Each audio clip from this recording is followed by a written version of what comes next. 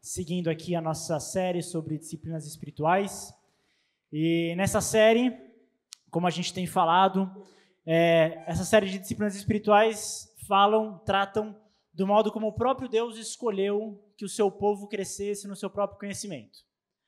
Esse termo, disciplinas espirituais, também são conhecidos como meios de graça. E esses meios de graça são as formas como Deus se revela a nós, num movimento muito cotidiano. A ideia é que Deus escolheu movimentos comuns para que o seu povo conhecesse. E através desse conhecimento fosse somando ali formas de adorá-lo, formas de conhecê-lo, formas de experimentar a vida com ele.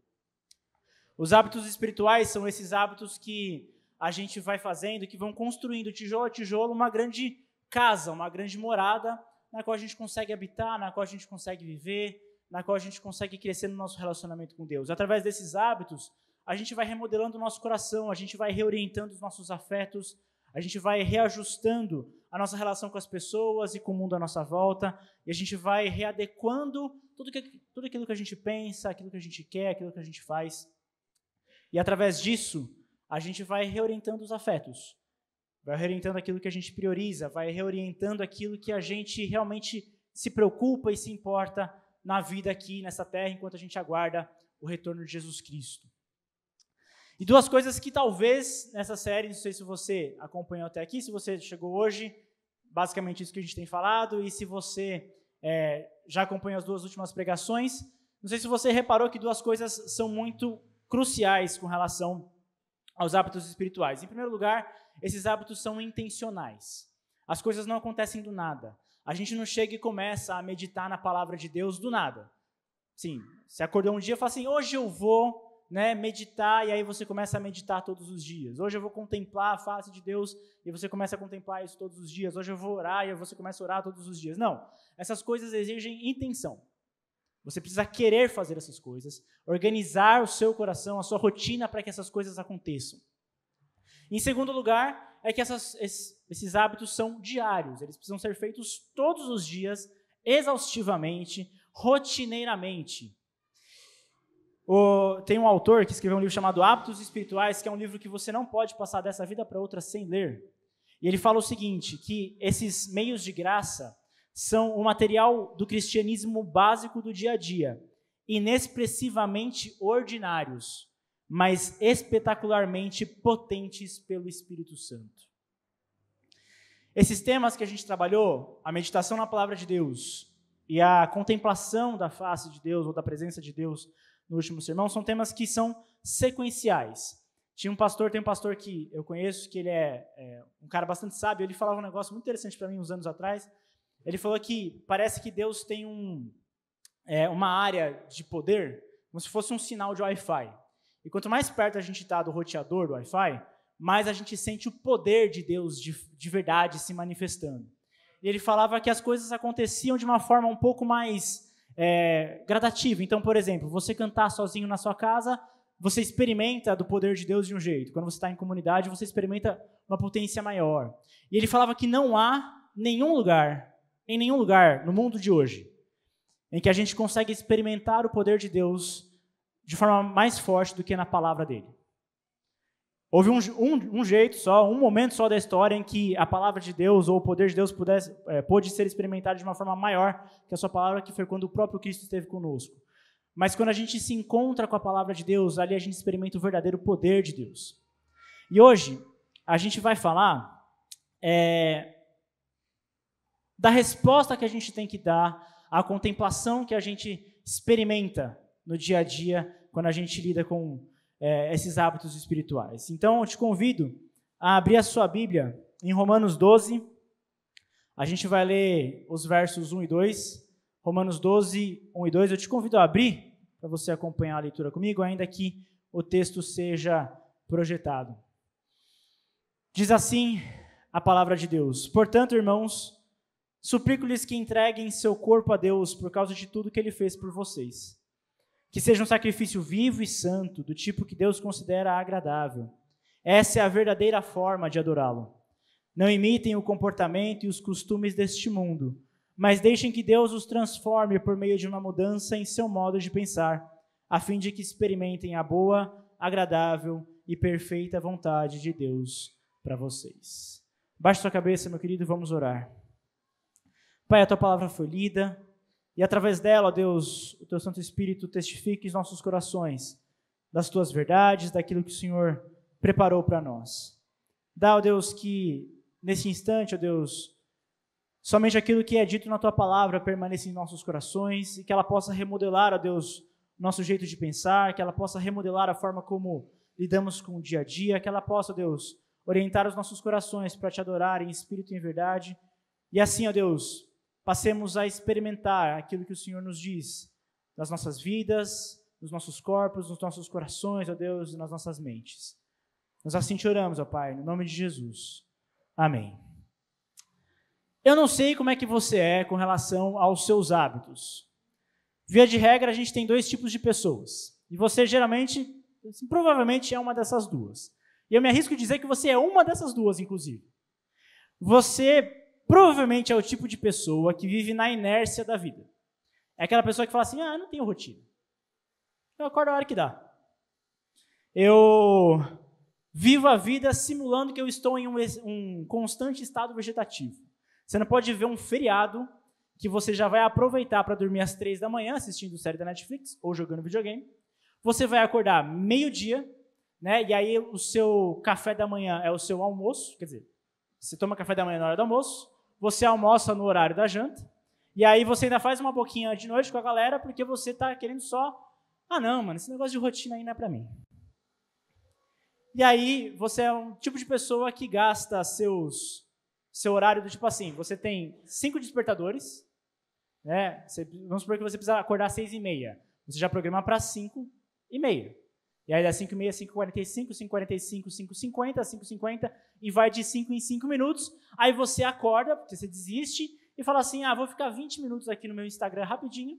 E aí quando você viu, já passou 40. Você tinha planejado tomar banho, gastar um tempo ali melhor no seu café da manhã. Você nem toma café da manhã, chega no trabalho, toma café da manhã no trabalho, e passa o dia assim, num ódio colossal, porque você não quer trabalhar, porque você está com preguiça de trabalhar. E aí você fica o dia inteiro reclamando, assim, né, se distraindo com todo tipo de notificação que aparece para você.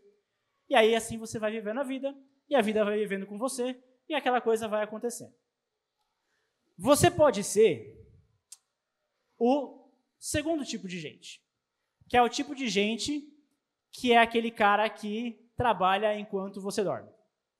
Ou trabalha enquanto os outros dormem, né? Você acorda às 4 da manhã, e às 6 da manhã, enquanto o outro cara está acordando, você já foi na academia, você já comeu o seu café da manhã super saudável, você já fez a sua meditação, você já orou, você já leu a Bíblia, você já está pronto às 6 da manhã com o seu coletinho sapatênis para pegar a sua linha amarela para ir trabalhar na Faria Lima, que é o estereótipo desse tipo de pessoa, né? Você pode ser esse cara, o clássico, mano, eu não consigo ficar parado, cara. E ainda fala esse sotaque paulistano, né, meu? Eu não consigo ficar parado, meu. Esse negócio de ficar dormindo não é pra mim, cara.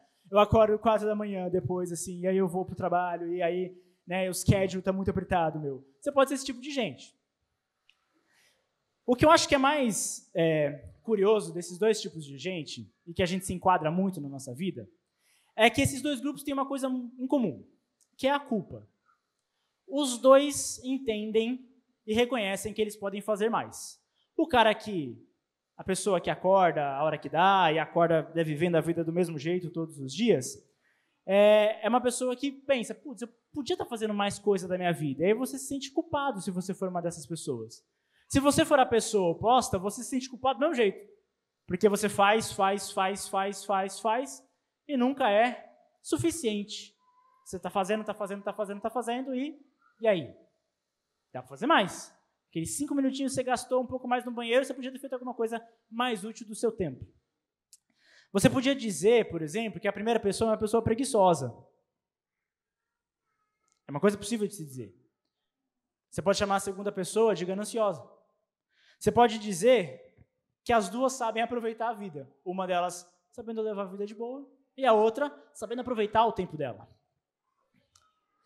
E aí, nesses últimos tempos, tem surgido muito uma discussão que, se não chegou até você, vai chegar através da minha pessoa. E o Lucas já tinha avisado que isso é um tema muito caro para mim, que há uns tempos atrás, a gente tem, na verdade, tempos recentes, a gente tem começado a estudar coisas relacionadas à produtividade.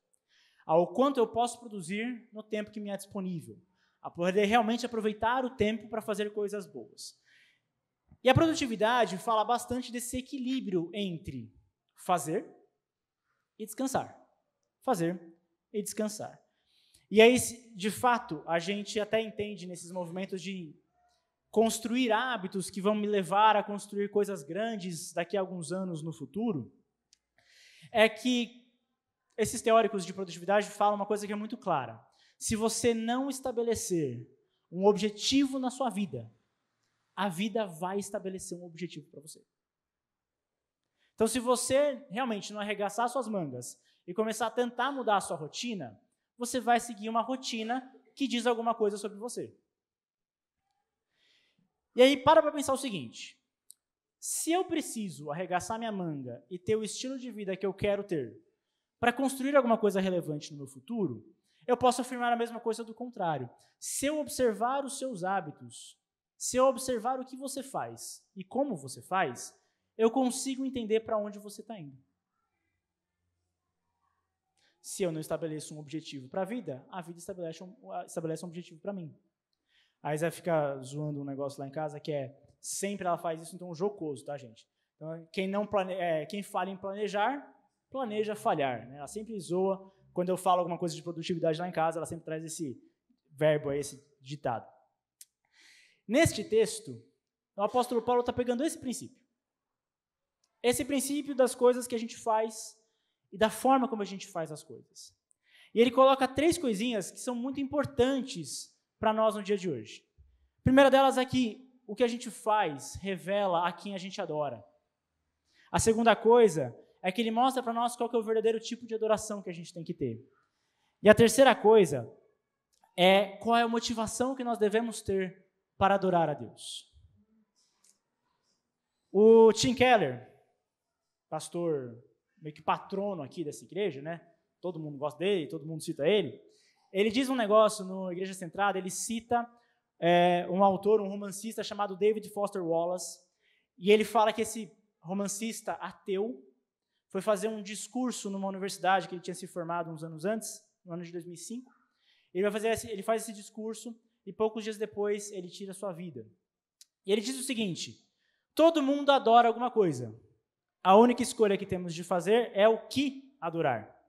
E a razão persuasiva para talvez escolhermos um tipo de Deus ou algo espiritual para adorarmos é que praticamente qualquer outra coisa que você adore o comerá vivo. Se você adora dinheiro e bens, se são eles que dão sentido ao seu viver, então você nunca terá o bastante, nunca sentirá que tem bastante. Adore seu corpo, sua beleza, seu poder de sedução, e você sempre se achará feio.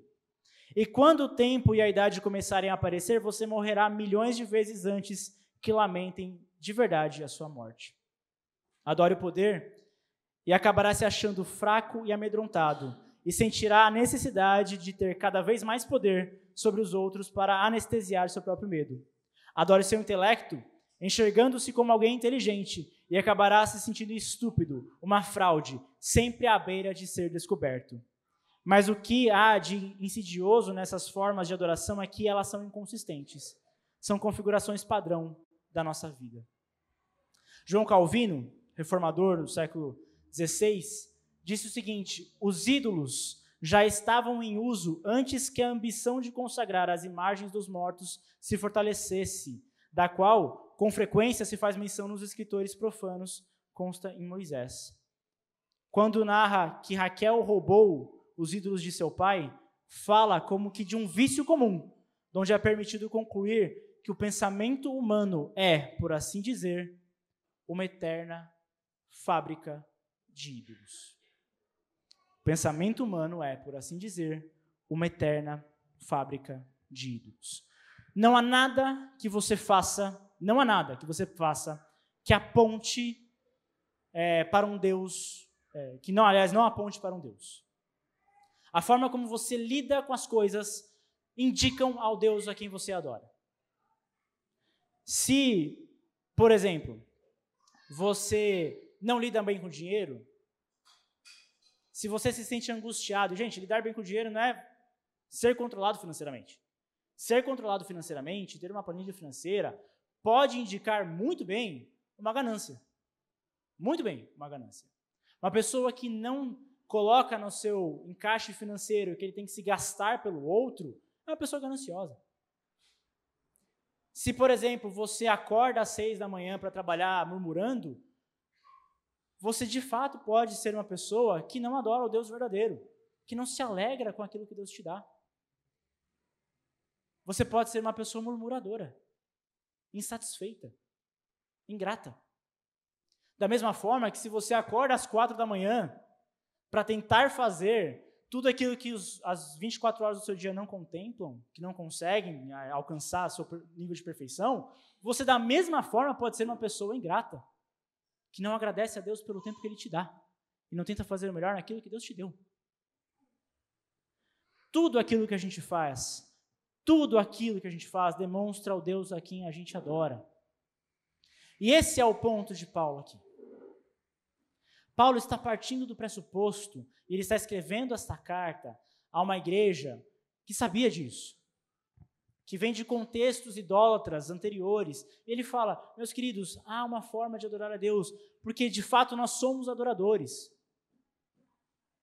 Quando ele fala para entregar o corpo, entregar tudo aquilo que temos a Deus, que ele fala que a forma de adorar de verdade a Deus é quando a gente entrega tudo aquilo que a gente tem, tudo aquilo que a gente é, ele está partindo do pressuposto de que não há alternativa. Ou você faz isso para Deus, ou você faz isso para outro Deus.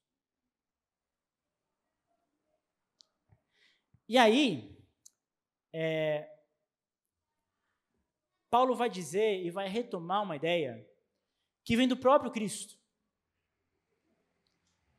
Quando quando Mateus narra o Sermão do Monte, o Sermão da Montanha, em Mateus 5, 6 e 7, Jesus está falando que há uma verdadeira forma de adorar a Deus. Jesus está falando de um modus operandi da nossa vida. Ele fala que não só as coisas que nós fazemos indicam ao Deus que adoramos, mas também a motivação daquilo que fazemos indica ao Deus que adoramos. Ele fala que não basta somente a gente não adulterar. Jesus fala que o próprio olhar e a motivação do nosso coração ao olhar para uma pessoa já revela aquilo que somos, já revela do nosso pecado. Jesus fala que não basta a gente xingar, bater no nosso irmão, nosso coleguinha, nosso amigo. Basta a gente sentir rancor dessa pessoa e ódio dela, que a gente já pecou no nosso coração. E mais, Jesus ainda fala no começo do capítulo 6 de que a gente pode inclusive se sentir bem com relação a essas coisas. Não, eu não olho para uma mulher ou para um homem com sentimento impuro. Não, eu não odeio o meu irmão. Longe de mim odiar o meu irmão. Imagina, quando acontece alguma coisa, eu sou o primeiro a correr e resolver com ele. Jesus no capítulo 6 fala que inclusive se a gente faz essas coisas pelas motivações ou da forma no nível do coração, como Jesus fala, ainda assim nós podemos ter a motivação errada. Porque os fariseus faziam isso, os mestres da lei faziam tudo isso. Eles oravam em praça pública, eles jejuavam, eles ajudavam os pobres. Mas Jesus fala que pela motivação errada, eles já recebiam a recompensa deles ali mesmo. Qual era a motivação deles? Que as pessoas os vissem fazendo tudo isso. Você pode ser pronto para fazer tudo aquilo que Jesus estabelece para você. Mas se a sua motivação é que as pessoas olhem para você e falem, nossa, olha, rapaz, esse cara aqui é irrepreensível, hein? Se você busca esse tipo de louvor, você está fazendo coisas para que as pessoas te adorem. Você está fazendo as coisas pela motivação errada. E Paulo coloca nesse texto, de forma muito clara, como a gente deve adorar a Deus. Ele propõe o seguinte: entreguem o seu corpo a Deus. Versículo 1. Entreguem o seu corpo a Deus, por causa de tudo que Ele fez por vocês, que seja um sacrifício vivo e santo, do tipo que Deus considera agradável. E aí essa coisa fica meio aberta, né? Que sacrifício é esse? O que é sacrificar o próprio corpo? logo no começo da igreja, ali pelo século III, século IV, começaram a surgir alguns movimentos que diziam que a gente tinha que viver uma vida de forma mais excludente, digamos assim. Que o sofrimento é algo em si só positivo, por conta dessa questão do sacrifício. Então, a gente tem um movimento monástico, onde a gente tem pessoas que vão para o deserto e passam dias no deserto com fome, e pessoas que se abstêm de relacionamentos, inclusive de se casar e terem filhos, que são bênçãos de Deus, em prol de sofrer, porque o sofrimento por si só já é alguma coisa boa. Nessa ideia de se sacrificar a própria vida. Acontece que não. O sofrimento, ainda que nós esperemos sofrimento como crentes que somos, o sofrimento por si só, se você buscar o sofrimento como um fim em si mesmo, você não está buscando de verdade uma vida piedosa. Tanto que eu posso sofrer, como eu acabei de falar, você pode sofrer só para ser exaltado pelos outros. Então, que sacrifício é esse que Paulo está pontuando aqui? Quando Paulo escreve a carta para a igreja de Colosso, aos Colossenses, no capítulo 3, ele diz o seguinte: portanto, façam morrer as coisas pecaminosas e terrenas que estão dentro de vocês. Reparem que a ideia de sacrifício está aqui, façam morrer. Fiquem longe da imoralidade sexual, da impureza, da paixão sensual, dos desejos maus e da ganância, que é a idolatria. Parem um vínculo aqui. É por causa desses pecados que vem a ira de Deus. Vocês costumavam praticá-los quando sua vida ainda fazia parte deste mundo. Mas agora é o momento de se livrarem da ira, da raiva, da maldade, da maledicência e da linguagem obscena. Não mintam uns aos outros, pois vocês se despiram da antiga natureza e de todas as suas práticas perversas. Repararam a similaridade? Sacrifício é fazer morrer. A igreja de Roma era composta de dois povos, judeus e gentios. Ambos tinham a dimensão do que significava sacrifício. Sacrifício era algo que a gente fazia, em que os romanos faziam, para que os deuses fossem acalmados. Os judeus sacrificavam para que aquele sangue de expiação que aquele animal derramava pudesse fazer com que Deus perdoasse os pecados. Paulo está falando aqui para os colossenses para que eles fiquem longe de moralidade sexual, de qualquer tipo de impureza, de qualquer tipo de desejo, fiquem longe da ganância, que inclusive ele relaciona com idolatria. Ele fala para que os colossenses não fiquem irados, que eles não fiquem com raiva, que eles fujam da maldade, inclusive da maledicência, da linguagem obscena. Sacrificar para Paulo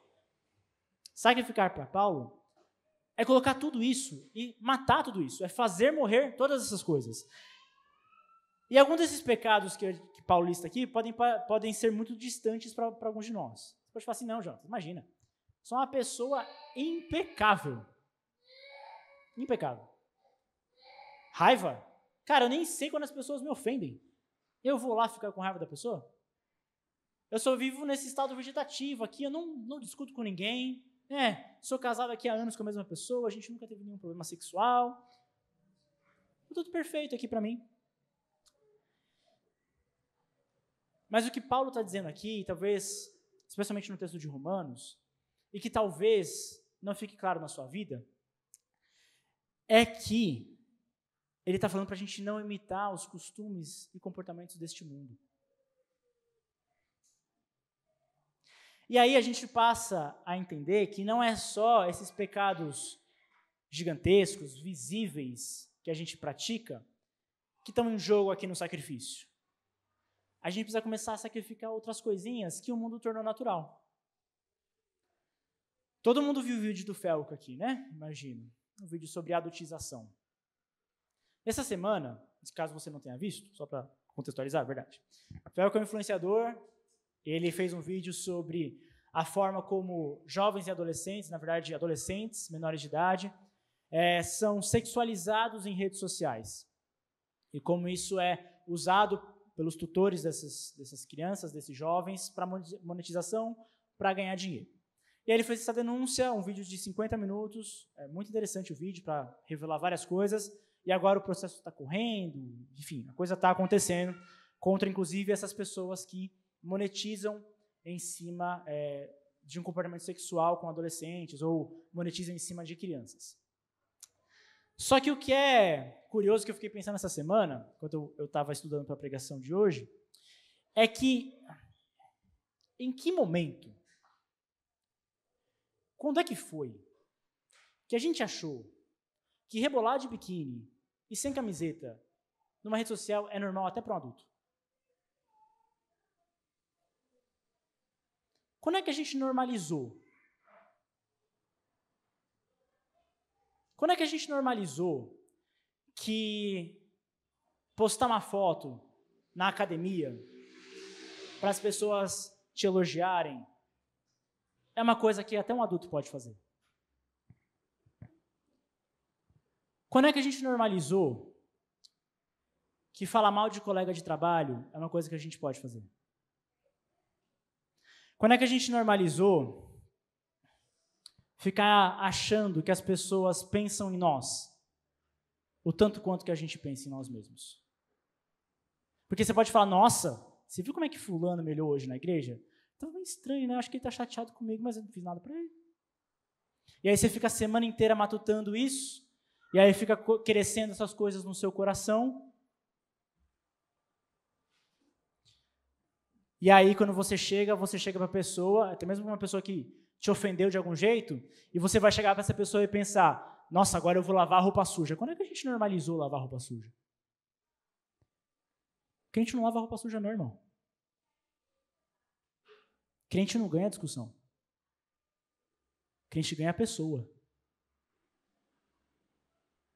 Quando é que a gente normalizou que chegar para tirar satisfação com alguém é normal? Quando? Quando é que a gente normalizou ficar exibindo o corpo em piscina, praia, Instagram? Quando é que a gente normalizou ficar viciado no número de like que está ali na sua foto que você postou do seu filho? Naquele story que você postou orando essa semana, sabe? A gente acha absurdo um adolescente fazer algumas coisas dessas. Mas quem disse que um adulto também pode? O que Paulo está dizendo para nós aqui é que a gente precisa agir de uma forma diferente do que as pessoas acham normal. Sim, você pode chegar para os seus amigos e falar, não, cara, eu não assisti essa série que está passando nesse streaming agora, porque ele transmite uma mensagem que não faz bem para o meu coração. Tem muita cena de sexo. Tem muito palavrão. Sim, é filho xingando o pai. São coisas que não fazem bem para o meu coração. Eu não posso me alimentar dessas coisas. Eu sou cristão, eu me alimento de outras coisas. Paulo nos convida a não assistir o que todo mundo assiste. Inclusive tem um livro chamado Conectados, de um autor chamado Daniel Strange, que ele vai falar dessas dinâmicas de relação com cultura, e ele vai dar um exemplo muito curioso, que ele fala que um dos filmes mais complicados de se assistir, eu achei muito curioso quando eu li esse livro, é aquele filme O Rei do Show, que é um musical, que uns anos atrás, inclusive, até chegou a concorrer ao Oscar, porque o Rei do Show transmite uma mensagem de aceitação do eu que não condiz com a Escritura.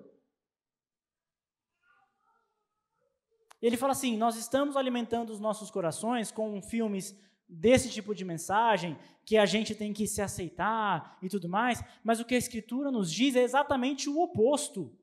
É que o nosso coração não é confiável, é que os nossos desejos não são bons desejos. É que nós precisamos sacrificar todo o nosso ser. É que nós não devemos agir como o mundo age.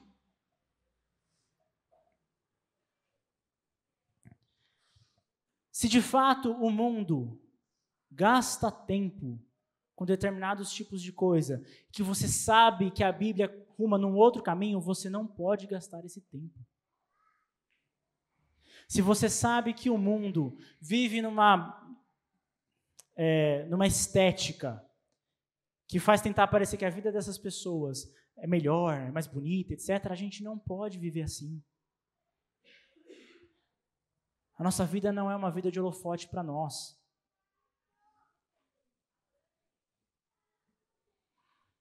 A gente tem que sacrificar tudo que a gente tem.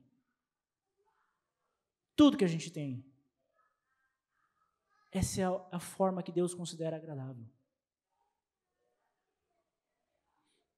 A gente tem conversado algumas coisas no conselho, eu tenho conversado algumas a nível privado também com algumas pessoas, de que é realmente muito estranho para um cristão se preocupar muito em fazer aquela economia primo rico de vida, sabe? 30%, o aluguel só pode compor 20%, aí você tem que juntar 30%, aí você tem que dividir a sua carteira em tal coisa, etc. Essa vida, não é, ainda que seja uma vida muito sábia, é um princípio muito sábio de se seguir, guardar dinheiro, etc. Calvino já dizia que nós guardamos o máximo que nós podemos para doar o máximo que pudermos. É muito estranho a gente lidar e falar de sabedoria financeira do jeito que o mundo fala de sabedoria financeira. Existem princípios muito bons e muito sábios. Nós, sim, devemos ser responsáveis. Não devemos gastar mais daquilo que nós arrecadamos. Devemos ser bons mordomos daquilo que Deus nos dá, sim, com certeza. Mas, meu querido, entre juntar 300, 400 reais, juntar R$1.000, R$2.000 por mês, e você vive uma vida que você não consegue receber uma pessoa da igreja na sua casa, você está imitando o comportamento deste mundo.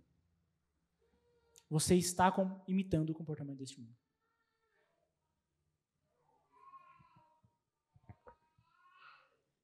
E como a gente faz isso, então? Como é que a gente consegue sacrificar todas essas coisas para Deus? O próprio Paulo diz, ele fala assim, deixando que Deus nos transforme por uma mudança na nossa forma de pensar. Sobre esse gato, inclusive. Como é que o mundo pensaria sobre esse gato? O que o mundo pensaria sobre esse gato, né? Algumas pessoas iam dizer assim, não pode morrer porque é um gato. Aí você pega qual pessoa do mundo você quer, né? Luiz Amel, enfim. Essa remodelação da nossa forma de pensar acontece da forma como a gente viu na nossa primeira pregação da série, através da palavra de Deus. O livro de Hebreus, o autor, a carta aos Hebreus, diz que a palavra de Deus é viva e poderosa, é mais cortante que qualquer espada de 2 gumes, penetrando a alma e o espírito, entre a junta e a medula, e trazendo à luz até os pensamentos e desejos mais íntimos. Meditando na palavra de Deus. É assim que a gente não imita o comportamento do mundo. A gente começa a se alimentar de coisas saudáveis. A gente para de se alimentar de certas músicas, de certos convívios. Eu não estou falando porque você não pode conviver com as pessoas, tá? Não crentes, não é isso. Mas a gente para de... A gente para de ver certos filmes, de ler certos livros, de entrar em certas conversas. E a gente começa a alimentar o nosso coração com a palavra. Então você pode chegar numa roda de amigos seus, do trabalho, da escola, enfim, e as pessoas podem estar falando mal de uma pessoa. Você tem 2 opções. A opção de mudar o tom da conversa e a opção de ir embora. Mas fica lá falando mal de alguém? Não. Alimentando seu coração com rancor. Alimentando seu coração de coisas que vão alimentar seu próprio ego? Não. A gente combate isso com a palavra. A palavra de Deus, a meditação nela, é mudar a forma de pensar. E aí, a gente entra num ponto que talvez precise ficar muito claro, que é o último ponto aqui. Precisa ficar muito claro. Que é o porquê que a gente faz, então, esse sacrifício. Porque se você seguiu a linha de raciocínio até aqui, a motivação para você sacrificar pode ser uma motivação muito incorreta. Você pode se sacrificar para falar, olha só, Deus, parei de ficar alimentando o rancor no meu coração. Aqueles pensamentos impuros que eu tinha com relação àquelas pessoas lá, que você sabe quem é? Parei. Parei de falar palavrão. Consegui. Cancelei o meu streaming naquele streaming lá que só tem série adulta. Deletei o Instagram do meu celular. Olha Deus, estou sacrificando, hein? Olha só. Eu acordava às 6 murmurando, agora eu acordo às 4 louvando aqui, ó. Já vou para a academia aqui, ouvindo o meu louvor aqui, já cantando, vamos lá. Você pode fazer isso para ganhar o favor de Deus. Você pode fazer isso para ganhar o favor das pessoas. E aí Paulo vai fazer justamente esse movimento, ensinando esses gentios e judeus que achavam que o sacrifício era isso, ganhar o favor de Deus. Ele usa termos bem específicos aqui e bem intencionais. A Bíblia, ela é um livro intencional. As palavras que estão aqui foram intencionalmente colocadas. Essa semana eu estava ouvindo o último episódio de um podcast, um podcast chamado da empresa Bible Project. Se você não conhece, por favor, conheça. Eles têm vários vídeos em português sobre temáticas bíblicas, é um canal fenomenal no YouTube. Eles estavam passando por um podcast de um novo vídeo que vai sair em breve sobre a palavra redenção, que é um estudo de palavras. Eles mostram como a palavra redenção é usada ao longo da Bíblia toda, enfim. E ele mostra aqui que de fato quer dizer a palavra redenção. E aí eles trazem um aspecto de que a redenção ela é um termo não necessariamente jurídico, mas é um termo econômico. É alguém tomando posse daquilo que lhe é devido. A ideia de redenção na Bíblia é mais ou menos essa ideia. E aí no último episódio, um dos dois caras lá do Bible Project, o Jonathan Collins, ele faz uma pergunta muito boa. Porque o sacrifício dos animais no Antigo Testamento era esse movimento de redenção, de fato. Onde algum animal morria, para que o povo entrasse de novo nesse pertencimento a Deus. E ele falou, legal, entendi a lógica, mas então por que Jesus teve que morrer? Se isso já acontecia no Antigo Testamento, se a gente já tinha esse processo redentor ou redentivo no Antigo Testamento, por que Jesus teve que vir? Por que ele teve que morrer em nosso lugar? E aí, a resposta do Tim é muito, muito interessante, porque ele falou o seguinte, se a gente vai trabalhar o próprio Antigo Testamento, você vai ver que Deus, especialmente no livro de Malaquias, fala que ele está cansado dos sacrifícios que o povo faz a ele. Está cansado. Ele fala assim, cara, vocês vêm, vocês sacrificam, e aí depois que vocês sacrificam, vocês continuam fazendo as mesmas coisas? Eu não tenho prazer nisso. Eu não tenho prazer nesse sacrifício. Eu quero que simplesmente vocês parem de fazer as coisas que vocês fazem para sacrificar. E aí vem a pessoa de Cristo. O Tim responde uma coisa que eu achei fenomenal, que ele fala assim, Jesus veio e morreu no nosso lugar, porque esse era o único jeito de fazer com que o nosso coração parasse de pecar. Para que, de fato, as nossas atitudes pudessem ser transformadas. O único jeito de fazer com que o nosso coração fosse transformado e a gente fosse devagarzinho vencendo o pecado era através do sacrifício de Jesus. Olha só que curioso. É através dessa mudança na forma de pensar. A mudança na forma de pensar vem através do sacrifício de Jesus. Repare o que Paulo diz, continua dizendo na carta aos Colossenses, agora do versículo 10 ao versículo 15. Ele diz o seguinte, revistam-se da nova natureza e sejam renovados à medida que aprendem a conhecer seu Criador e se tornam semelhantes a Ele. Nossa nova vida, não importa se você é judeu ou gentil, se é circuncidado ou incircuncidado, se é inculto ou incivilizado, se é escravo ou se é livre. Cristo é tudo o que importa e Ele vive em todos. Visto que Deus os escolheu para ser seu povo santo e amado, revistam-se de compaixão, bondade, humildade, mansidão e paciência. Sejam compreensivos uns com os outros e perdoem quem os ofender. Lembrem-se de que o Senhor os perdoou, de modo que vocês também devem perdoar. Acima de tudo, acima de todas essas coisas, revistam-se do amor que une todos nós em perfeita harmonia. Permitam que a paz de Cristo governe o seu coração, pois como membros do mesmo corpo, vocês são chamados a viver em paz. E sejam sempre agradecidos. Que a mensagem a respeito de Cristo, em toda a sua riqueza, preencha a vida de vocês. Ensinem e aconselhem uns aos outros com toda a sabedoria. Cantem a Deus salmos, hinos e cânticos espirituais com o coração agradecido. E tudo quanto fizerem ou disserem, façam em nome do Senhor Jesus, dando graças a Deus, o Pai, por meio dele. Sacrificar a Deus o nosso ser é se revestir dessa nova pessoa, de uma pessoa que não é maledicente, mas transmite palavras graciosas, uma pessoa que não é iracunda, mas é uma pessoa paciente, de uma pessoa que não é maldosa, mas é bondosa e benevolente, uma pessoa que não guarda rancor, uma pessoa que perdoa.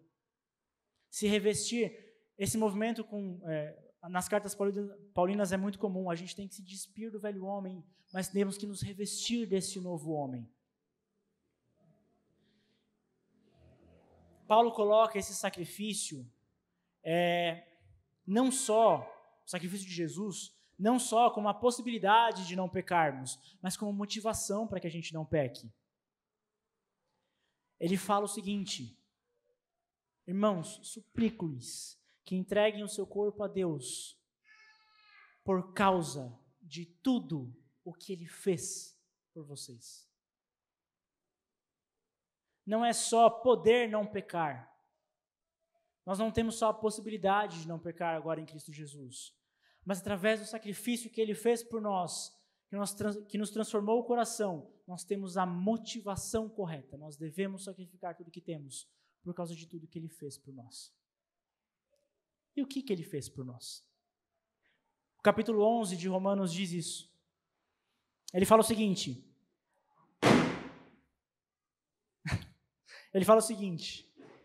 muitos do povo de Israel agora são inimigos das boas novas, e isso beneficia vocês, os gentios. No entanto, porque Ele escolheu seus patriarcas, eles ainda são o povo que Deus ama, pois as bênçãos de Deus e o seu chamado jamais podem ser anulados. Em outros tempos, reparem, em outros tempos está falando para os gentios, vocês gentios foram rebeldes contra Deus, mas agora por causa da desobediência deles, vocês receberam misericórdia. Agora eles são os rebeldes e Deus foi misericordioso com vocês, para que eles também participem da misericórdia dele. Pois Deus colocou a todos debaixo da desobediência, para que de todos tivesse misericórdia. Como são grandes as riquezas, a sabedoria e o conhecimento de Deus. É impossível entendermos suas decisões e seus caminhos. E preste atenção como Paulo termina o capítulo 11. Antes de entrar de fato no texto que a gente leu, ele fala o seguinte, pois quem conhece os pensamentos do Senhor? Quem sabe o suficiente para aconselhá-lo? Quem lhe deu primeiro alguma coisa para que ele precisasse retribuir depois? Os seus sacrifícios não são alguma coisa que faz com que Deus te deva alguma coisa. Pois todas as coisas vêm dele. Existem por meio dele e são para ele. A ele seja toda a glória para sempre. Amém. E aí vem esse, portanto, irmãos, suplico-lhes. Entreguem o seu corpo a Deus, por causa de tudo que Ele fez por nós. Ele nos colocou debaixo da sua misericórdia. Nós não somos mais filhos da ira, somos filhos da sua misericórdia. Mas eu queria encerrar falando de dois aspectos importantes. O primeiro deles é que, da mesma forma como a meditação precisa ser intencional, ela precisa ser cotidiana, da mesma forma que a contemplação a Deus é algo que nós precisamos buscar intencionalmente e todos os dias, o sacrifício também. Nosso sacrifício também deve ser intencional e holístico, ele deve abranger todas as esferas da nossa vida. Isso não é uma coisa fácil. Isso é uma coisa que requer coragem. Você precisa ter coragem e humildade para entender os seus pecados, para falar, putz, eu acho que ontem, quando uma pessoa veio falar uma coisa para mim, eu acho que eu reagi de forma irritada. Eu acho que eu não expressei a graça de Deus para essa pessoa. Nossa, quando eu percebi, eu já estava fazendo, eu já estava curtindo aquele post daquela pessoa de biquíni ou sem camiseta. Quando eu pensei, eu já estava ali, com meu coração irritado. Quando alguém vem te falar, pô, você vacilou comigo hoje, você tem a humildade de falar, putz, vacilei mesmo, me perdoa. Isso requer coragem, requer humildade. E precisa ser, gente, ser todo dia, nós somos um saco de pancada mesmo. A palavra de Deus ilumina todas essas coisas.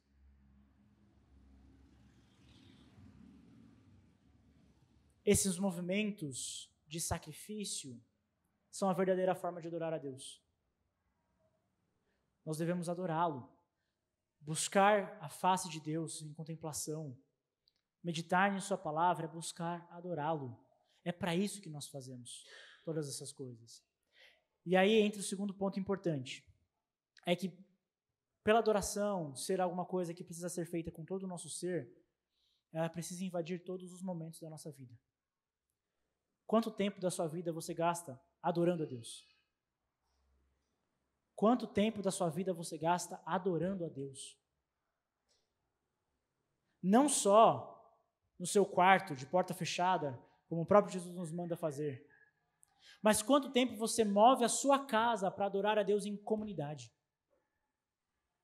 Quanto tempo você gastou nessa semana para juntar seus pais, seus filhos, seus cônjuges, vamos adorar a Deus agora?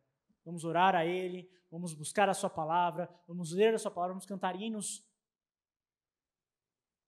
Quanto tempo você gastou? A adoração é algo holístico, é algo que envolve toda a nossa vida, individual e coletiva. Afinal de contas, nós fomos chamados individualmente, sim. Fomos colocados no meio de um povo também, de pessoas que individualmente foram chamadas pelo próprio Deus. O que eu acho que você precisa manter no seu foco é o que você vai ganhar com tudo isso. Que é um movimento que você pode fazer. O que eu ganho com tudo isso? Sacrificar a Deus todo o nosso ser e adorá-lo de forma individual e coletiva é a forma que o apóstolo coloca para que a gente experimente. Para que a gente contemple e experimente a boa, agradável e perfeita vontade de Deus para nós. Para nós, para os filhos da sua misericórdia. Nós éramos, sim, filhos da ira, mas adoramos a Deus porque nós somos filhos da sua misericórdia. Deus nos diz que a vida é boa. A vida é boa para aqueles que se revestem de pureza, de mansidão, de humildade, para aqueles que choram, para aqueles que têm fome e sede de justiça. A vida é boa para essas pessoas. Porque para os filhos de Deus, Deus separa coisas muito especiais. Ele separa consolo, Ele separa saciedade. Em Deus nós temos paternidade. Para os filhos de Deus, a terra está separada. É com essas pessoas que Deus anda. São essas pessoas que o verão. É só para essas pessoas que Deus reservou. Só para nós, Deus reservou a sua boa, perfeita e agradável vontade. Meu querido, por mais grandiosas que tenham sido as suas experiências com Deus em adoração, nós não vimos, nós não ouvimos, não penetrou no nosso coração o que Deus tem reservado para aqueles que o adoram. A gente não faz nem ideia do que Deus tem reservado de bom para nós. Essa é a motivação, esse é o que nós devemos buscar. Se você quiser de fato experimentar a boa, perfeita e agradável vontade de Deus, você sacrificará a sua vida por causa de tudo que Ele fez por você. Abaixe sua cabeça. Vamos orar. Pai, nós te engrandecemos e te adoramos, porque o Senhor de fato fez por nós coisas inimaginavelmente grandiosas. Nós te adoramos, ó Deus, porque o Senhor, pela tua misericórdia, mandou o seu Filho para morrer por nós. E a ira, Deus, que era destinada a nós, caiu sobre ele. Nós te adoramos, ó Deus, porque através disso o Senhor move os nossos corações para te adorar e te louvar. Por isso, Pai, nós te pedimos que o Senhor realinhe os nossos afetos, ó Deus, e que nós busquemos te adorar, sacrificando toda a nossa vida. Que através da tua palavra, ó Pai, nós possamos enxergar as áreas da nossa existência, ó Deus, do nosso cotidiano, nas quais, ó Deus, nós insistimos em adorar outros deuses. Abre os olhos do nosso coração, ó Deus, para entendermos quais são as áreas em que nós não te adoramos. Abre os olhos do nosso coração, ó Deus, para que entendamos, para que nos movemos, para que nós andemos